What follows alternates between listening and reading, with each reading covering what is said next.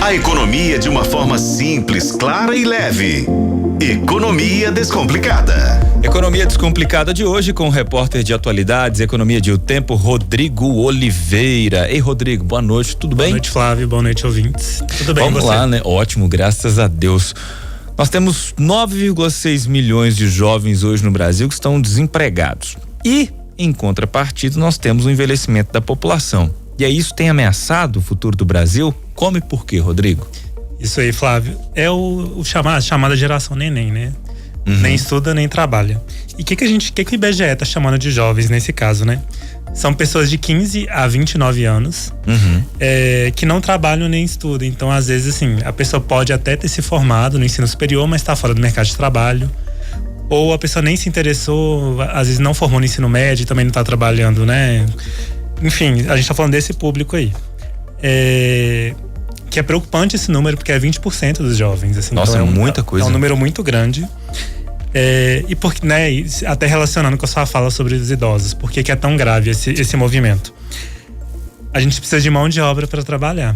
E aí, à medida que o Brasil ele tá envelhecendo, né, em 2023, o IBGE revelou, inclusive, que os idosos deixaram de ser uma minoria e superaram o número de jovens no país.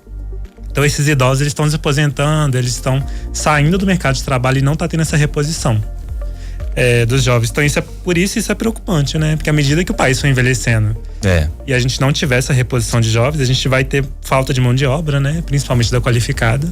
As empresas vão ter mais dificuldade em contratar, a mão de obra vai ser mais cara.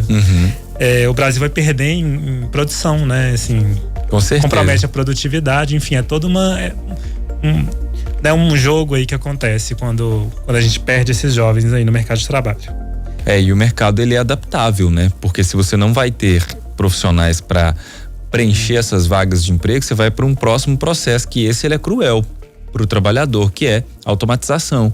Nós já temos aí as inteligências artificiais fazendo diversos trabalhos intelectuais, inclusive em alguns casos. E aí, se você não tem pessoas para preencher determinadas lacunas de emprego, a tendência é que você vá criando cada vez mais, né, uma multidão de pessoas nem trabalha, nem estuda. E aí, o que a gente faz? É um problema seríssimo mesmo.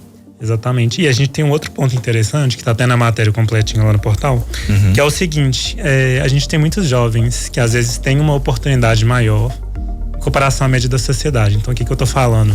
Tô falando de jovens, às vezes, de classe média alta, que se qualificam muito e às vezes não acham também uma oportunidade aqui no Brasil à altura da qualificação delas. Então, elas vão para fora para conseguir essa oportunidade, que é o que a gente chama de fuga de cérebros, né? Isso é um problema. É uma outra coisa também que contribui pra gente perder a força produtiva jovem aqui no país. Então tem vários contextos assim que... E ao invés de a gente trazer essa tecnologia, né, pra gente gerar tecnologia no país, a gente continua com aquele mesmo movimento, né? Você vai importando tecnologia em vez de exportar tecnologia, e aí é só ladeira abaixo.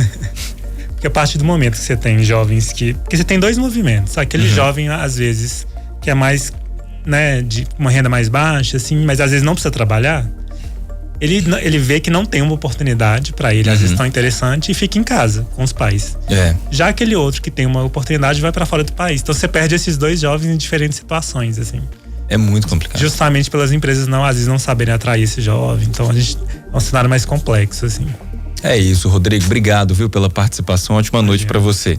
Para todo mundo. Boa noite.